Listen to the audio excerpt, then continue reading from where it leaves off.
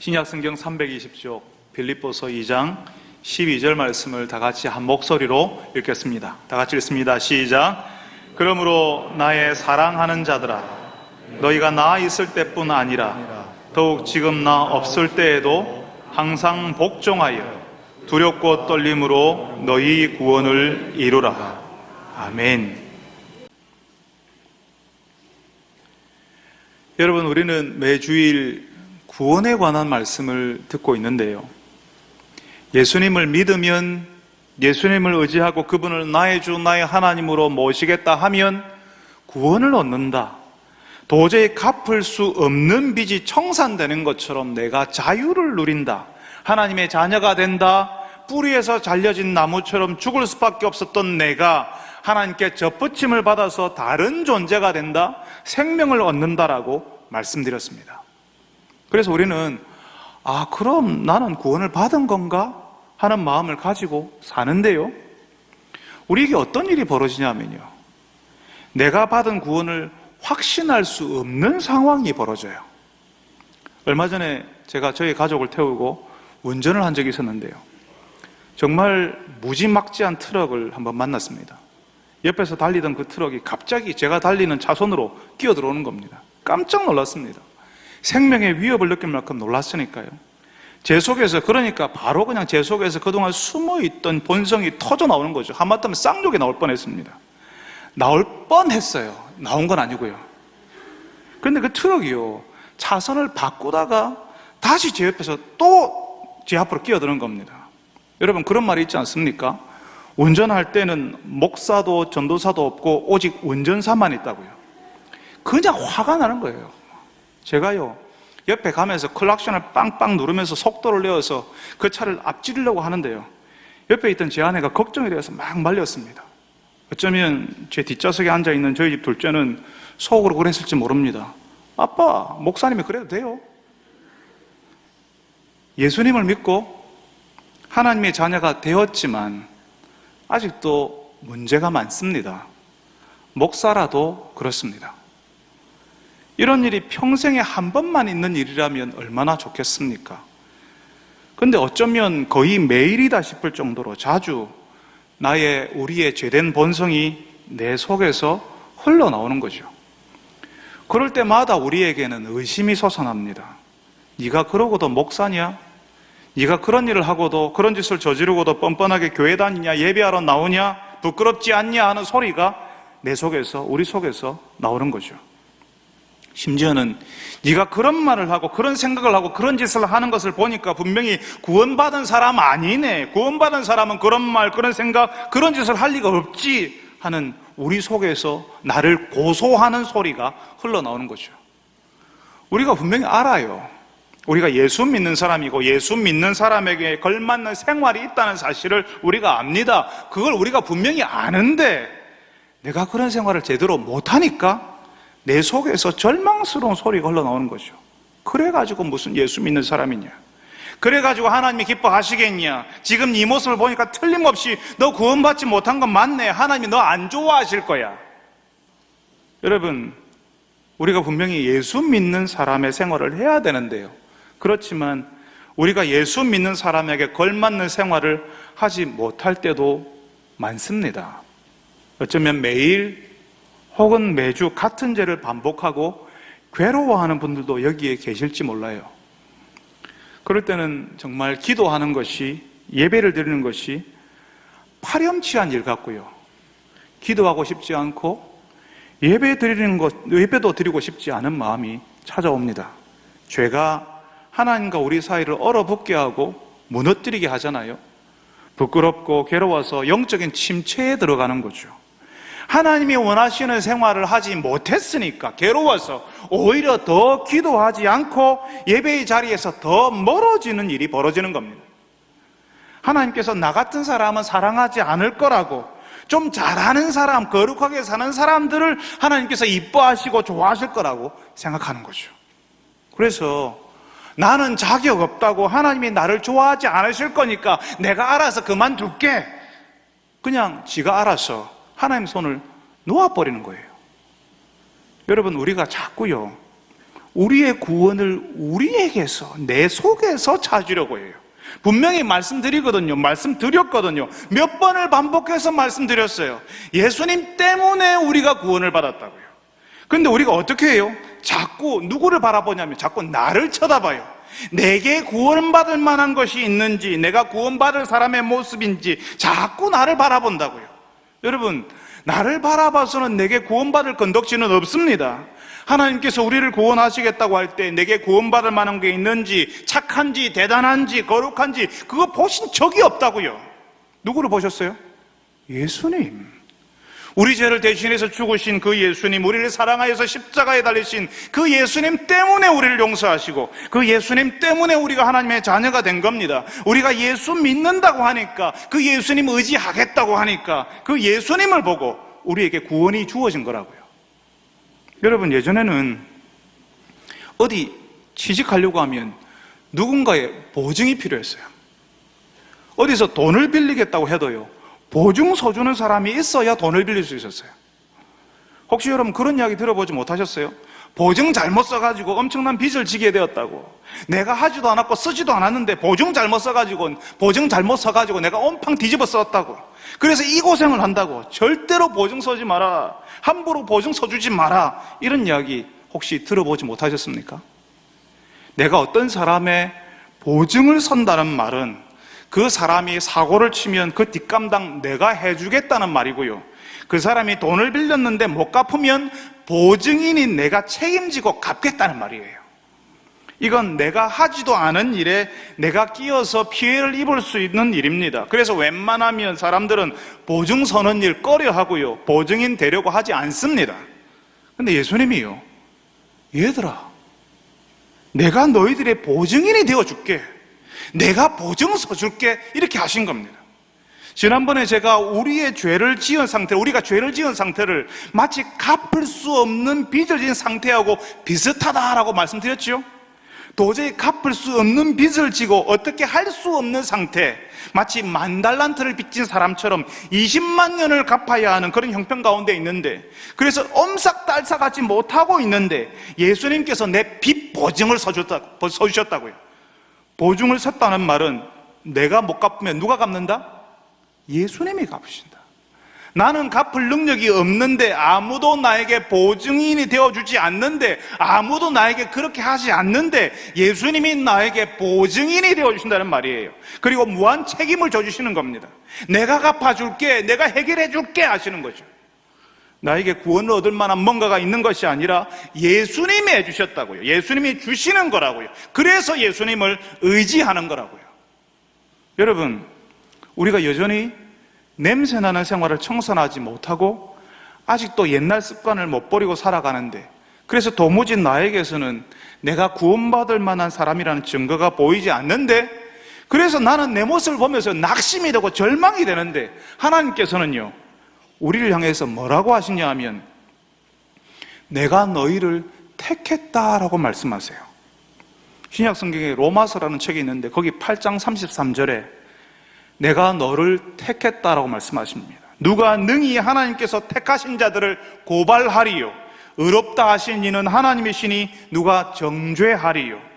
나는 내 모습 보고 실망스러워서 내가 나를 용서하지 못하겠는데 그냥 포기하고 하나님 손을 놓아버리고 싶은데, 하나님께서는 나를 붙잡고 놓지 않으신다고 말씀하시는 거죠. 하필이면 많고 많은 사람 중에 나 같은 사람, 여전히 냄새나고 거룩한 생활이라고는 잘하지 못하는 사람을 고르셨다는 거죠. 우리가 다 그런 부족한 사람인 것을 하나님이 다 아시고, 내가 그렇고 그런 사람인 줄을 다 알고 구원하셨다고요. 우리가 아직 완전한 거룩에 이르지 못하고 여전히 모자란 모습이 있어도 여전히 우리는 하나님의 사랑받는 자녀들입니다. 지긋지긋하게 변하지 않는 내 모습을 보고 내가 내 스스로가 용서가 안 되지만, 그래서 하나님 보기 부끄럽지만 하나님께서는 우리를 놓지 않으시고 계속 그래도 나는 네가 좋다, 내가 너를 택했다, 내가 너를 여전히 사랑한다 라고 하신다는 거죠. 여러분, 이 땅 위에서 아직 우리의 모습이 그리 거룩하지 못해도, 연약해서 금방 흔들리고 있어도 우리는 하나님께서 택하신 사람, 하나님이 괜찮다고 받아주신 사람이라는 사실을 기억하시기를 바랍니다. 나의 모습으로, 지금 내가 가진 내 모습으로 내 구원을 판단하지 말고 나의 보증인이 되어주신 예수님 바라보는 분들이 되시기를 바랍니다. 그 예수님 때문에 나에게 구원이 찾아왔다는 사실을 기억하고 예수님께 감사하고 그 예수님을 기뻐하는 분들이 되시기를 바랍니다. 근데 여러분, 성도들 가운데는요, 그래, 한 번 구원은 영원한 구원이지, 한 번 해병은 영원한 해병, 구원도 그런 거지, 이렇게 하면서 이미 구원받았다는 것만 생각하고 계속 거기에 머물러 있으려는 분들이 있습니다. 어차피 구원받았잖아, 오늘 죽어도 천국 가는 거잖아, 하나님의 작정하시면 변함이 없잖아 하고 그냥 구원받은 것으로 다 됐다고, 문제없다고, 마치 예수신앙을 다 터득한 것처럼, 통달한 것처럼 생각하는 분들이 있다는 거죠. 그래서 오늘 말씀이에요. 두렵고 떨림으로 너희 구원을 이루라. 두렵고 떨림으로 너희 구원을 이루라. 우리가 이미 구원을 받았지만, 그래서 오늘 당장 죽어도 천국 갈 수 있지만 그걸로 다가 아니라는 겁니다. 두렵고 떨림으로 너희 구원을 이루라는 이 말씀이요, 약간은 오해할 수 있는 말씀이에요.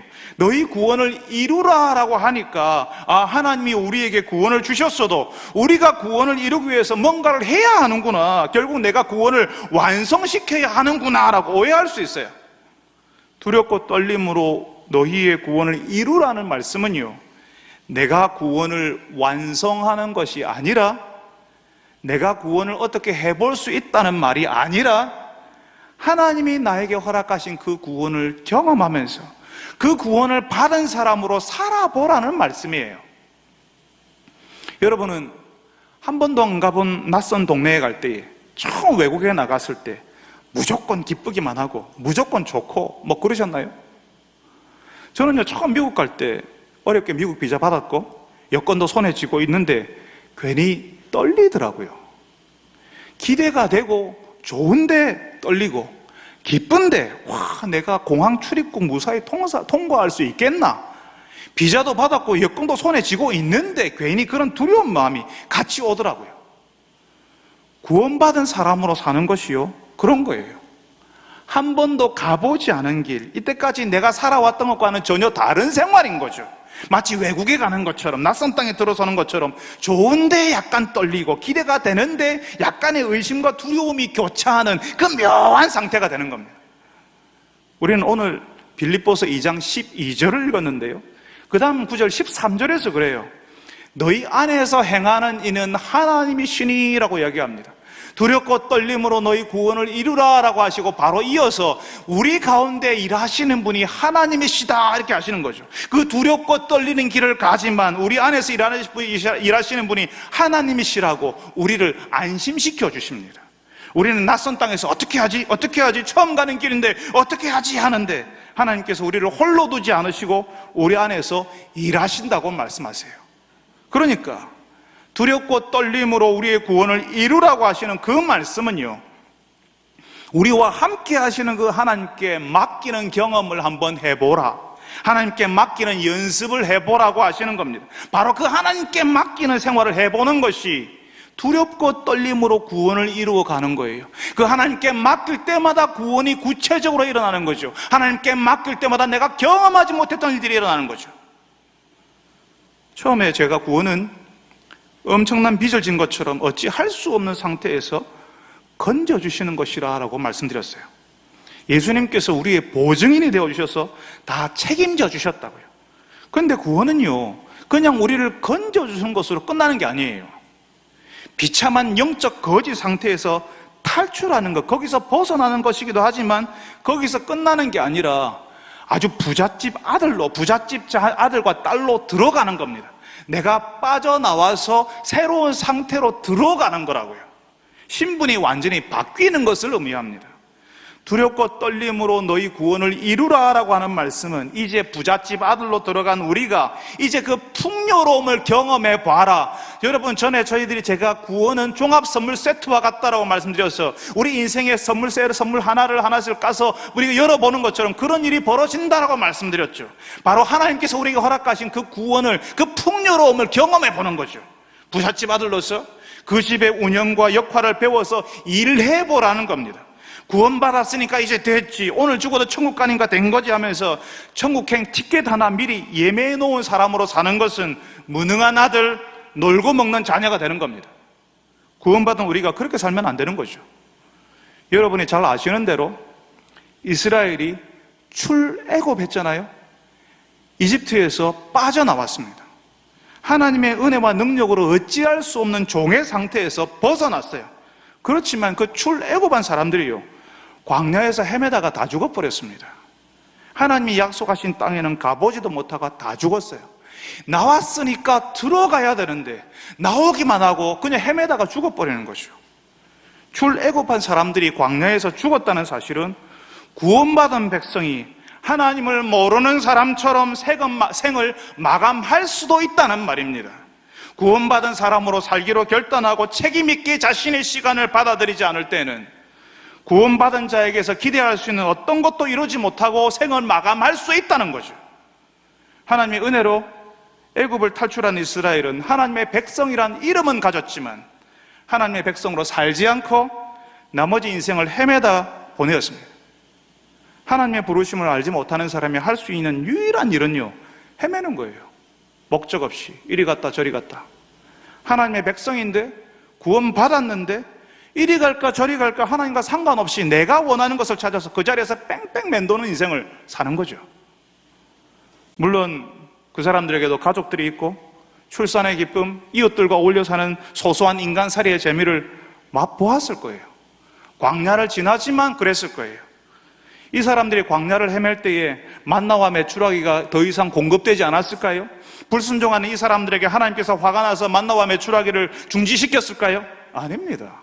매일 만나와 메추라기도 공급되고 있었어요. 먹고 사는데 별 문제 없었습니다. 다만 하나님이 약속하신 땅에만 못 들어가요. 하나님이 하시려고 하는 그 공동체, 하나님의 다스림만 경험하지 못해요. 하나님께서 이 사람들에게 매일 만나를 허락하셨다고 해서, 먹고 살 수 있도록 해주셨다고 해서 이 사람들의 삶을 인정하신 게 아닙니다. 여러분, 우리의 물질적인 필요가 채워지고 지금 당장 별일이 없고 우리 가족들이 사고를 당하지도 않았고 그냥 남들 죽듯이 조용히 그 인생을 마감했다고 해서 하나님께서 우리의 삶을 인정하는 게 아니라고요. 이스라엘에게는 여전히 만나가 떨어졌고 구름 기둥과 불 기둥이 그 사람들을 싸고 있었지만 그 사람들은 하나님께 순종하지 않는 사람들이었습니다. 이 사람들은 하나님이 원하시는 어떤 일도 하지 않고 할 수 없는 사람들이었어요. 그냥 광야에서 헤매다가 남들 가듯이 자연스럽게 인생을 마감하는 것이 이 사람들이 하는 일이었습니다. 하나님께서 이스라엘을 애굽에서 출애굽할 수 있도록 애굽에서 건져내신 이유가요, 구원을 주신 이유가요, 광야에서 헤매다가 죽으라고 한 게 아니었어요. 가나안으로 들어가라고, 나왔으니까 들어가야 되죠. 가나안에 입성해서 우상과 탐욕과 풍요의 가나안 땅에 하나님의 영토, 하나님의 문화, 하나님의 정치를 일으켜보라고요. 하나님께서 지금도 우리에게 구원을 허락하시는 것이요, 죽어서 천국 갈 수 있는 천국행 티켓 한 장씩 예매해 주시는 게 아닙니다. 탐욕과 우상의 땅인 이곳을 하나님의 나라, 하나님의 문화, 하나님의 정치, 하나님을 위한 사람들의 공동체를 만들으라고 우리를 살려주시는 겁니다. 이 지역에 하나님이 원하시는 공동체, 하나님의 다스림이 있는 그런 교회가 되어보라고 우리를 부르시고 우리를 살려주신다고요. 그런데 사람들의 관심이 어디에 있다고요? 사람들의 관심은요, 그때부터 지금까지 계속 이거예요. 지금 죽어도 천국 갈 수 있나? 지금 천국 갈 수 있나? 지금 죽어도 천국 갈 수 있나? 이걸로 끝이에요. 거기에 쏠려 있어요. 구원받았고 앞으로 천국 갈 거니까 그러고는 끝이라는 거죠. 바로 여기 지금이 없어요. 예수님과 십자가에 못 박힌 한 강도가 그랬잖아요. 주님, 주의 나라에서 나를 기억해 주옵소서. 바로 그 장면에 사람들이 감동을 받는다는 거죠. 나도 저 사람처럼 이 세상을 마음대로 살다가 그 막판에 결정적인 순간에 천국 가면 얼마나 좋겠냐고 그렇게 사는 거예요. 인생 마지막에 그때 내가 예수 믿겠다고 해야 되는데 벌써 내가 예수 믿어가지고 이렇게 불편하다고, 하지 말라는 것도 많고 못하는 것도 이렇게 많다고 자신이 빠져나온 세상 질서를 그리워하면서 그렇게 사는 거죠. 광야에서 헤매다 죽었던 이스라엘 사람들이 그랬거든요. 자기들이 빠져나왔던 그 애굽, 이집트를 그렇게 그리워했습니다. 구약 출애굽기를 읽어보신 분들은 다 아실 거예요. 그때 그 사람들이요, 애굽에서 종살이 했습니다. 자신들이 자식을 낳아도 제대로 키우지 못했어요. 나일강에 다 던져버리려고 하는 그런 끔찍한 일을 당했는데, 그런 곳에서 건져 주었는데 끊임없이 애굽을 그리워했어요. 돌아가고 싶어 했어요. 그러니까 광야에서 헤매다가 죽는 거죠. 비록 우리가 구원받은 백성으로 살지 않아도 하나님께서는 그 옛날 이스라엘에게 내리셨던 만나처럼 우리를 먹고 살게 하실 겁니다. 그리고 우리는 하나님과 상관없이 뭔가 열심히 할 수 있어요. 그리고 거기서 소소한 재미, 뭔가 감동, 아주 소소한 행복도 누릴 수 있습니다. 이게 인생이지 뭐 그럴 수 있어요. 그렇지만 하나님이 이루려고 하시는 공동체, 하나님의 다스림은 경험하지 못합니다. 하나님에 대한 어떤 것도 느끼지 못하고 경험하지 못한 채 광야를 헤매다가 죽는 이스라엘 백성처럼 그렇게 인생을 살다가 가는 거죠. 여러분, 속상하지 않습니까? 두렵고 떨림으로 너희 구원을 이루라라고 하는 그 말씀은요, 우리에게 주신 그 구원을 계속 누려보라고, 그런 구원을 경험해보라고 하시는 말씀이에요. 구원받은 백성으로 살아보라고요. 그런데 우리가 신앙생활을 한다고 하면서, 하나님을 믿는다고 하면서, 교회 다닌다고 하면서 다른 거는 다 누리고 경험하는데 오직 하나님의 영광, 하나님의 능력, 우리 일상 가운데 부으시는 하나님의 은혜를 전혀 누리지 못하고 산다면 그건 예수 믿는 사람에게, 교회 다니는 사람에게 가장 불행한 일이죠. 하나님께서 우리에게 주실 수 있는 가장 큰 복을 경험하지 못하며 사는 거니까요. 차라리 예수를 모르는 사람들이야 원래 그런 거 모르니까 그럴 수 있다고 할 수 있어요. 그렇지만 교회를 10년 다녔고 20년 다녔다고 하는데, 그래서 집도 사고 새 차도 사고 재정적으로 풍족해지고 살만해졌는데, 그래서 사람들은 저 사람 하나님 믿어서 교회 다녀서 저 사람 잘 살게 됐네, 복 받았네 그러는데, 정작 그 사람은 하나님의 임재도, 하나님의 은혜도, 하나님의 능력, 그런 것들은 하나도 모르며 산다면, 그게 다른 사람들의 이야기고 목사가 강단에서 하는 이야기 정도로만 한다면 이 얼마나 불행한 이야기입니까? 여러분들은 어떤 사람들이시죠? 혹시 광야를 헤매던 이스라엘처럼 세상으로 들어가지도 못하고 하나님의 공동체 안으로 깊이 들어오지도 못하고 하나님 섬기는 것은 부담스럽고 불편하게 여기면서 살고 있지는 않습니까? 하나님께서는 여러분들이 훈련 안 받아도, 하나님을 배우고 아는 모임에 참여하지 않아도 하늘에서 벼락이 떨어지게 하거나 여러분을 두렵게 하는 일은 없을 겁니다. 오히려 매일 만나와 메추라기를 주신 것처럼 여러분의 필요를 채워주실 거예요. 그렇지만 너희 구원을 이루라는 말씀에 순종하는 사람들에게만 나타나시는 하나님의 능력, 하나님의 함께하심, 하나님의 도와주심은 경험할 수 없을 겁니다. 예전에 우리가 구원을 받았어도, 예전에 우리가 구원을 경험했어도 다시 하나님을 가까이 하기 위해서 나오지 않으면, 우리의 마음을 계속 들이지 않으면, 우리를 새롭게 하기 위해서 훈련의 자리에 나오지 않으면 실제로 우리는 좋아지지 않습니다. 우리가 집사이고 권사이고 장로이고 목사여도 다시 배우지 않으면 하나님의 공동체를 잘 세울 수 없습니다. 제대로 잘 배우지 않고 열심히만 하면 그 열심 가지고 교회를 정말 힘들게 하는 사람이 될 수 있습니다. 우리의 눈을 하나님께 두고 하나님을 의지하지 않고서는 우리는 나아지지 않습니다. 다른 거 다 경험해도 하나님의 나라만, 하나님의 다스림만 경험하지 못하는 인생이 될 수 있습니다. 여러분, 우리가 다른 건 다 못해도요, 하나님이 주시는 영광, 그 능력, 그 감격, 그 위로, 그 확신은 가지고 살아야 되잖아요. 우리가 사는 세월이 많아질수록 하나님이 나에게 주신 그 감격이 뭔지를 알고는 있어야 되잖아요. 나에게 주신 그 구원이 내 인생 전반에 펼쳐지는 것을 저거는 보고는 살아야 되잖아요. 사랑하는 여러분들이 구원받고 천국 간다는 것에 만족하는 분들이 아니라 그 구원을 평생에 걸쳐 경험하는 분들이 되시기를 바랍니다. 이 광야 같은 땅에서 하나님의 영광, 하나님의 위로, 하나님의 능력을 체험하는 분들이 다 되시기를 바랍니다. 여러분, 그러면 그 구원을 평생에 경험한다는 게 뭘까요? 저는 대학을 다니던 시절 신학을 전공했습니다. 그 당시 교회 분위기는요, 신학 공부한다면 좀 먹어주는 때였어요. 와 하는 이런 분위기가 있었습니다. 그래서 교회 좀 열심히 다닌다 하면 교회에서 신학을 하라고 했고요, 좀 열심히 신앙생활하는 분들은 내가 신학 공부를 해야 되는 거 아닌가? 그래서 목회자가 되어야 되는 거 아닌가 하는 그런 강박을 쉽게 가지던 때였어요. 그런 분위기 속에서 제가 대학에서 신학을 전공했잖아요. 그러니까 좀 먹어줬습니다. 주일학교 교사하라고 찬양대 하라고 서로 끌어가는 그런 사람이 된 거죠. 기분 좋았습니다. 저 알아주니까. 근데 여러분, 솔직히 대학생이 신학 공부해봐야 얼마나 했겠습니까? 겨우 대학교 2학년, 3학년 정도인데 거기다가 신학 공부하는 것하고 하나님을 아는 것하고는 아무 상관없습니다. 신학 공부 때문에 오히려 말씀하시는 하나님, 우리에게 손 내미시는 하나님을 전혀 경험하지 못할 수도 있습니다. 저는 그 당시 신학 공부를 하던 대학생이었는데 신학과에 다니고 있다는 그 사실만으로도 교회에서 대접받고 있었어요. 그리고 그때 그런 대접이 당연하다고 여겼습니다. 왜? 신학 공부하고 있으니까. 거기다가 제가 처음으로 신앙생활 하던 그 교회는 기도를 많이 하던 교회였어요. 중학생, 고등학생들이 웬만하면 기도하면서 방언을 했습니다. 그때는 그렇게 방언하기를 사모했거든요.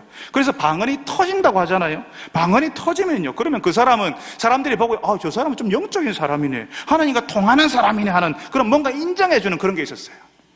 그러니까 은근히 제 속에는 나는 신학 공부하는 사람, 나는 예수님을 좀 안다고 하는 자부심이 있는 거죠. 나는 자부심으로 알고 있었지만 사실은 엄청난 교만이었다는 사실을 나중에 알았습니다. 지가 뭘 모르는지도 모르는 어리석은 거였죠. 그렇지만 저는 괜찮은 사람, 아니 어쩌면 신학 공부 좀 하는 대단한 사람으로 알고 살았습니다. 근데 처음으로 성경 공부를 하는 대학부 모임에 갔어요. 교회 대학부에서 성경 공부를 하는데요, 그 대학부 선배들이 성경 공부 교재를 만들어서 공부하는 모임이었어요. 제가 신학 공부를 하고 있었잖아요.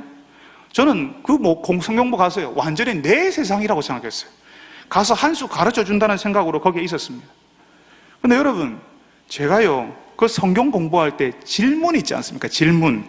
우리 사랑방 모임 할 때 우리가 서로 하는 질문 같은 거, 그 질문도 이해를 못 하겠더라고요. 제가 신학을 공부하는데 이런 교회 성경 공부 모임에서 질문도 이해를 못 하다니 자존심에 엄청난 스크래치가 팍 나는 겁니다. 그래도 자존심은 세우고 싶잖아요. 그래도 내가 좀 한다고 나를 드러내고 싶어 하잖아요. 그래서 말 같지도 않은 이야기, 제가 어디서 들은 이야기를 다 끌어모아서 마치 제 것인 것처럼 말하는 겁니다. 제가 그때 그랬습니다. 부끄러움도 모르는 아주 파렴치한 신학생이었고요, 구원받은 사람이었는데 아주 파렴치했고 아주 뻔뻔했습니다.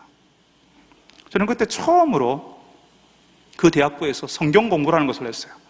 참 감사하게도 하나님의 말씀을 자세히 들여다보면서 하나님의 말씀에 귀를 기울이었던 선배들을 잘 만나서요, 말씀을 읽고 묵상하는 훈련을 그때 받았습니다. 그때부터 하나님의 말씀에 구체적으로 귀를 기울이기 시작했고 제가 붙잡아야 될 말씀으로 받기 시작했습니다. 그때 저에게 어떤 일이 일어났냐 하면 저에게 아주 깊은 정서적인 문제가 있다는 사실을 제가 알게 되었습니다. 제 속이 비틀어져 있는 거죠. 얼마나 심각하게 비틀어져 있는지를 보게 되었다는 겁니다. 말하자면 하나님께서 눈을 열어주신 거죠. 여러분, 신약 성경에 마가복음이라는 책이 있는데요, 거기 8장에 보면 예수님께서 앞을 보지 못하는 맹인의 눈을 열어주시는 장면이 나옵니다. 근데 그 8장에서 아주 특이하게요, 보통 예수님이 그냥 네가 네 믿음이 너를 구원했다, 그리고 또 네 눈을 열어라 봐라 이렇게 하면 그냥 금방 그렇게 되는 거예요. 근데 그때는 특이하게 예수님께서 그 맹인의 눈을 한 번만에 고쳐주지 않았어요. 처음 그 맹인의 눈을 열어주실 때 뭐가 보이냐라고 물어요. 그러니까 그 맹인이요, 사람들이 보입니다, 나무 같은 것들이 걸어가는 것이 보입니다 이렇게 하거든요. 보기는 보지만 제대로 정확하게 보지 못해요. 어쨌든 예수님께서 만져주시니까 보기 시작했다는 거죠. 그런데 예수님께서 두 번째 맹인에게 안수하시니까 그 맹인이 모든 것을 밝히 보게 되었다라고 합니다. 저도 어린 시절에 예수님께서 저를 만져주셔서 이전에 보지 못했던 것을 볼 수 있었어요. 예수님을 믿는다고 고백했고 그 예수님께 간절히 기도했고 신학 공부를 하고 목회자가 될 마음을 가지기도 했는데요, 그렇지만 저는 다 보지 못했고 제대로 보지 못하고 있었죠. 사람들이 보이는데 나무 같은 것들이 걸어가는 것이 보였던 그 맹인처럼 안다고 했지만 제대로 아는 게 아니었고 본다고 했지만 제대로 본 것이 아니었어요. 그저 눈만 뜨고 있었던 거죠. 그때 제가 정말 잘하는 게 있었거든요.